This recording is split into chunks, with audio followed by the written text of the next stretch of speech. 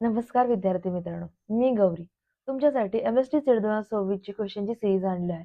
त्यातला डेरिव्हेटिव्ह या चॅप्टर मधला आज आपण क्वेश्चन बघणार आहोत. बघा क्वेश्चन मध्ये विचारले आहे आपल्याला under root of y plus X plus under root of y minus X equal to C and dy by dx equal to म्हणजे याचा डेरिव्हेटिव्ह काढायचा आपल्याला equal to k minus under root of y square upon x square minus 1 म्हणजे आपल्याला इथं the value of के ची value find करायची आहे. मग त्यासाठी ह्या गिवन इक्वेशनचा आपल्याला डेरिव्हेटिव्ह फाइंड करायला पाहिजे. मग त्यासाठी फर्स्ट आपण हे गिवन इक्वेशन सिम्प्लिफाय करूया. ते कशा पद्धतीने सिम्प्लिफाय करायचं? Squaring on both side.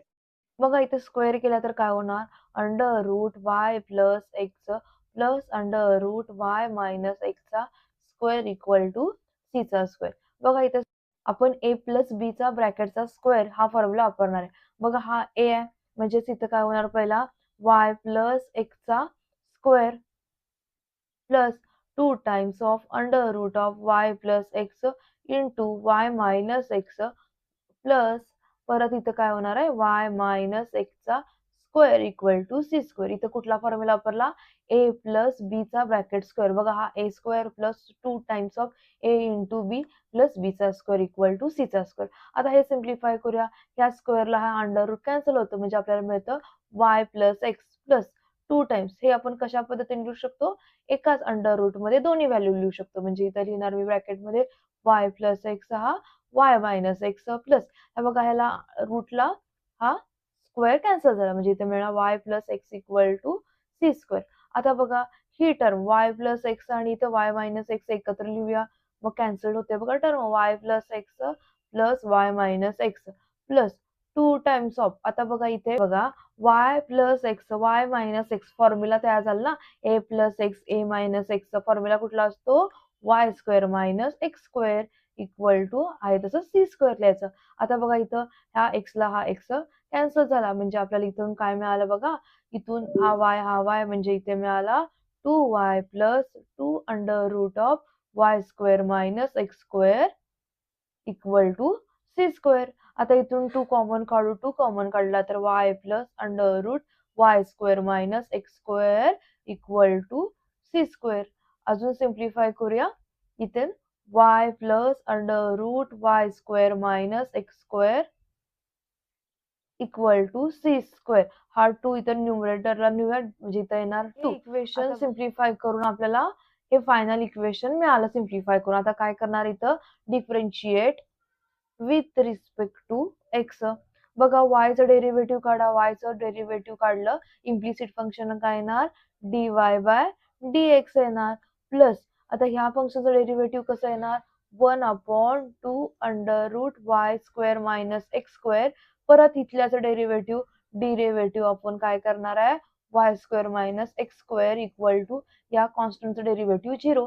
आता अजून सिम्प्लिफाय करूया. हे इथं आहे तसं लिहू dy by dx plus 1 upon 2 times of under root of y square minus x square. आता बघा इथं y स्क्वेअर इथं पण इम्प्लिसिट फंक्शन वापरणार 2y dy by dx. X स्क्वेअरचं डेरिव्हेटिव्ह काय येणार? Minus 2x equal to 0. आता बघा इथं आपण सिम्प्लिफाय करण्यासाठी ही टर्म ब्रॅकेटच्या आत मल्टिपल करणार. हे पहिला रिमेनिंग आहे तसं लिहिणार बघा इथे dy by dx plus he term ब्रॅकेटच्या आत मल्टिपल केली तर काय मिळणार?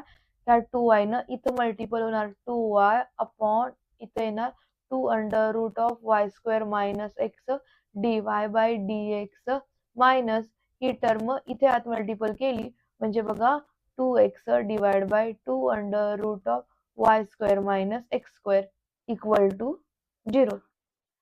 आता आपण हे सिम्प्लिफाय करूया.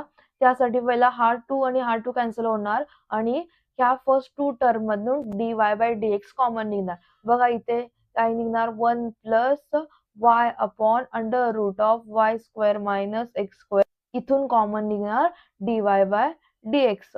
आता इथून पण 2 ला 2 कॅन्सल होणार. इथं आपल्याला फायनल मिळणार x upon under root of y square minus x square equal to 0. म्हणजे इथं बघा हे काय येणार? y upon under root of y square minus x square dy by dx equal to ही टर्म ह्या साईडला म्हणजे येणार x upon under root of y square minus x square.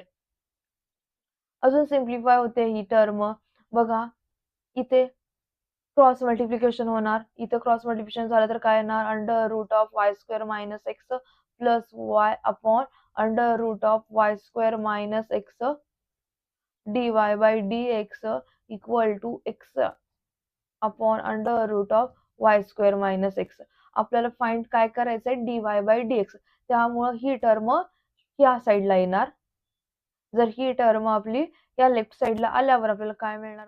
dy by dx equal to X upon under root of Y square minus x square. त्या वरती पहिला under root of Y square minus x square divide by under root of Y square minus x square plus Y.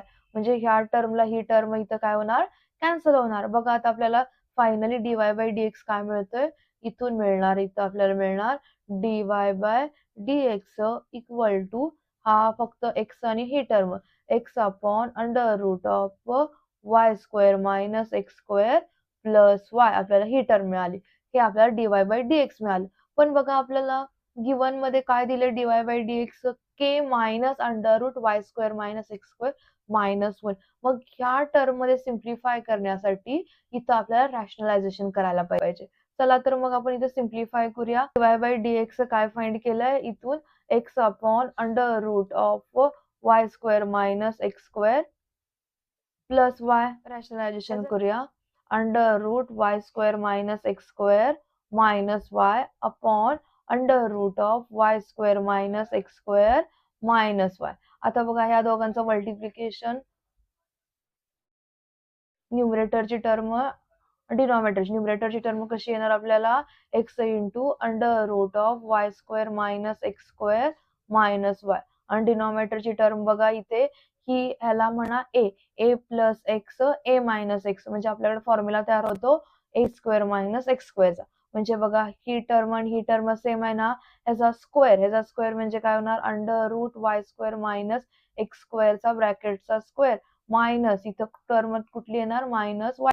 dy by dx equal to आज जाणार हा म्हणजे x under root of Y square minus x square minus x y divide by डिनॉमिनेटरची term बघा ह्या स्क्वेअरला हा route cancel होणार. म्हणजे आपल्याला मिळणार y square minus x square आणि हा y square.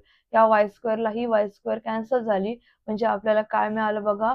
dy by dx equal to x under root of Y square minus x square इथं x y divide by minus x square. इथे सिम्प्लिफाय केल्यानंतर असं होणार dy by dx equal to x under root of Y square minus x square divide by minus x square minus x Y upon minus x square. बघा इथे आणि simplify केल्यावर या x ला हा एक्स जातो. म्हणजे आपल्याला मिळतं dy बाय dx मिळणार minus under root of Y square upon x square upon X आणि इथे मिळणार minus minus plus Y upon X dy by dx equal to Y upon x minus under root of Y square minus x square upon X. आता बघा हा x आहे तोही simplify करायचा. कारण आपल्याला जो गिवन दिलाय तो के मायनस अंडर रूट मध्ये दिलाय. म्हणून dy by dx equal to y minus x. आता बघा ही y square minus x square इथली टर्म सिम्प्लिफाय केली तर काय होणार? ही टर्म अंडर रूट एक्स चा स्क्वेअर. म्हणजेच ही टर्म आपण कशी लिहू शकतो? dy by dx equal to Y upon x minus ही टर्म लिहिणार मी under root of Y square upon x square upon x square. म्हणजेच इथं आपल्याला सिम्प्लिफाय करून आपल्याला मिळाली dy बाय dx. आता बघा ही सिम्प्लिफाय झाल्यानंतर आपल्याला काय मिळतंय बघा? Y square upon x square minus 1. म्हणजेच आपल्याला फायनली फाइंड करायचं काय होतं बघा इथं आपल्याला फायनली फाइंड करायचं होतं dy by dx equal to K minus बघा इथे म्हणजे के ची टर्म इथून आपल्याला काय मिळाले? इथून के ची टर्म आपल्याला फाइंड करायचं होतं dy by dx equal to K minus under root हेच दिले त्यांनी Y upon x square minus 1. म्हणजे के ची टर्म आपल्याला इथून काय मिळाली? Y upon X. बघा हे कोणत्या ऑप्शन मध्ये आहे? Option D. Option D is correct. धन्यवाद.